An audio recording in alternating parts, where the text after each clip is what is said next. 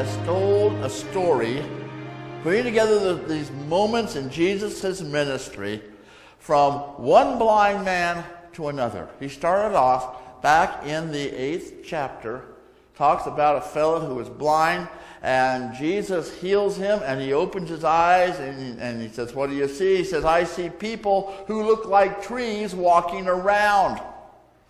So Jesus healed him again, and he could see. Well, from that point on, Jesus has been showing us all of the things that keeps us seeing the kingdom like trees walking around. Now, you all know what, anybody who's got glasses knows to some extent what it means to not be able to see. Can you imagine back in Jesus' day when they didn't have glasses and you would think that's the way it is? You'd have no way of knowing that everything should be clear.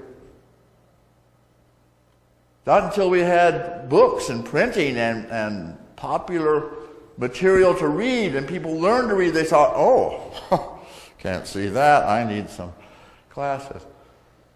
But that's the way we have when it comes to the kingdom of God. We think we see it, and yet our vision is a kind of blindness.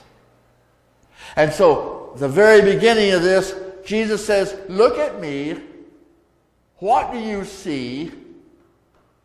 Who do you say I am?" And Peter, being the one who always pipes up, said, "You are the Christ. You are the Messiah." And then the Messiah says, "I'm going to Jerusalem to die." And Peter rebukes him. You see, he could only see trees walking around. He was blind. There's a lot of other blindness happened in this whole period as Jesus moves toward Jerusalem. The first one was this argument about divorce.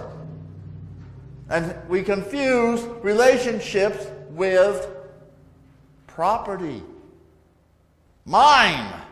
That's my wife. That's my husband. Those are my kids. You see that sometimes when people have given their children up for adoption and they want their children back because they're mine. And then Jesus says, "Look at the kids. Look at the children. They don't know yet from property. They still think the world is wonderful." That's how you enter the kingdom, is when you let go of the property. And just then the rich man says, how do I get this kingdom of heaven? And Jesus says, "Give away your stuff." Things are making you blind. Yeah, you can see a little bit, but it's like trees walking around.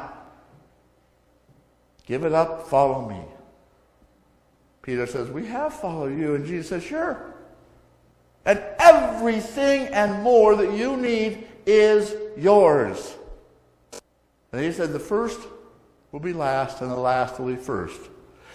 And just then, James and John, Tweedledee and Tweedledum, pop up. "Lord, can we sit on your left and right? We want to be first," or at least second, third. "We want to be at the top of the heap." And Jesus says, "You are blind." The kingdom of God is about letting go of being first and giving to all. Even as your Messiah will give it all. Even as you can let go of everything and enter the kingdom. I'm not talking about heaven someday. I'm talking about right here, right now. When the trees aren't walking around. And we clearly see our neighbor and ourselves. They come to Jericho. They're on their way out of Jericho. And here is old Blind Bart, I call him. Blind Bart, sitting there doing his begging. And he hears somebody going by, big ruckus going by. And he says, "Who is that?" And they say, it's the Messiah. It's the Christ. And he calls out, "Son of David, have mercy on me." Bartimaeus is showing us how to open up our eyes. And the first thing you have to do, I have to do, is to call out to Jesus, "Have mercy on me." Bartimaeus knew he was blind, but he didn't know what it was he needed. He just needed mercy, and we all need mercy. We all struggle. We wind up being blind because we think that somebody sitting in the pew today is having a marvelous life and things are going great. I wish I could be like him. I wish I could be like her. They have their stuff together. You find out they have nothing but stuff. And it's not together. Everybody here is blind because we cannot see into anyone else's struggles, and we think we're all alone in ours. We have to call out like Bartimaeus did, Lord, have mercy on me. Now, there's a lot of voices around Bartimaeus. Oh, hush up. Be quiet. Don't make a spectacle. I've got that voice. That's Mama's. Don't make a spectacle of yourself. But Jesus heard him anyway. He wouldn't stop because of those voices, and Jesus heard him. And as soon as Jesus says, have him come here, those same darn voices says, go! He wants you to go to him. Go, be happy. Stupid voices. And he goes. And he's asked, what do you want? Let me see.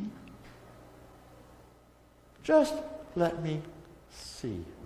I want to show you a different kind of blindness.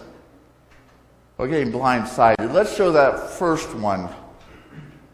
See what happens there.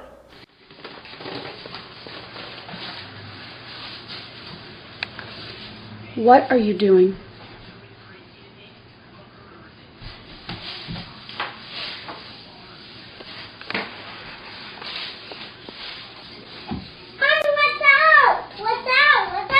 Oh boy. Oh boy. Oh boy. Oh my gosh. Uh-oh. What's the matter, Mommy? What's the matter? Oh my gosh. I don't know what to do. I think I'm gonna throw up. Oh my gosh. Oh my gosh. Oh my gosh. Oh my gosh. Oh, I'm gonna throw up.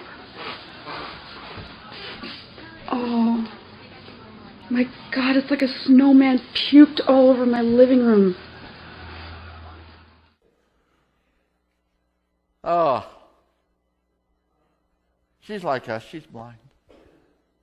She's so caught up in the pain of it, the moment of it, and trying to be nice. I mean, my mother would have never said, what did I do wrong? She would know who did something wrong, and she would know what to do about it. I know this is true because she did. That woman is also blind as to the level of tragedy in her life. You know, it could have been Cairo syrup. I know. Here's what happens sometimes to some people for no good reason.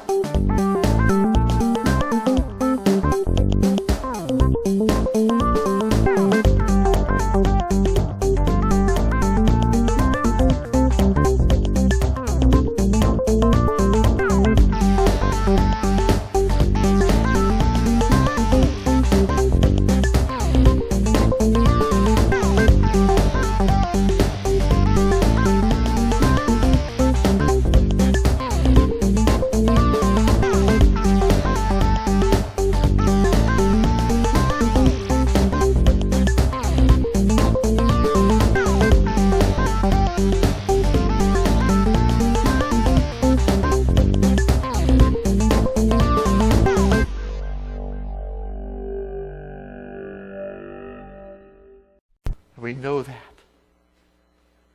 And we're afraid of that stuff happening. But what, at least for me, what I'm afraid of, what has blinded me most of my life, ever since I was 12, is the realization I'm going to die. Right? For me, it wasn't just, would I go to heaven, would I go to hell, would there be, roll the credits, fade to black? It was that knowledge, that voice that said, you will find out. It scared me. And so, for another 20 years, I tried not to think about it. And when I did think about it, I wound up in seminary, and I've been working ever since to make this life worth it. Then Charlie Brown showed me this. Some of you've seen this on Facebook. Someday we all will die, Snoopy. True. But on all the other days, we will not. That is so profound. On all the other days.